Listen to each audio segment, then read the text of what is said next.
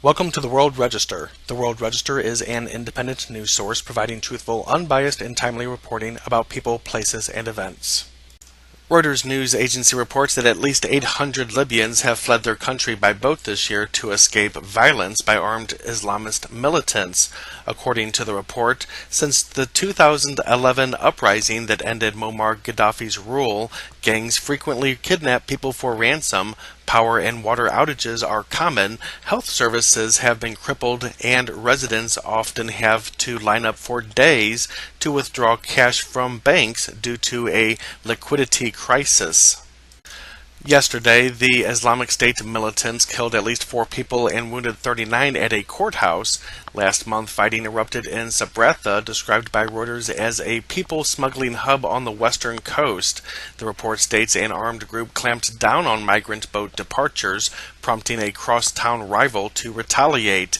As of Friday, at least 26 civilians and combatants had been killed and over 170 wounded. South Front reports Islamic State fighters launched a counterattack in Raqqa, Syria, and recaptured a blood bank building, park, high school, and other positions around the National Hospital in the center of the city. The Islamic State-linked news agency Amaq claimed that the Islamic State captured 2 fighters of the U.S.-backed Syrian Democratic Forces, or SDF, in the center of Raqqa.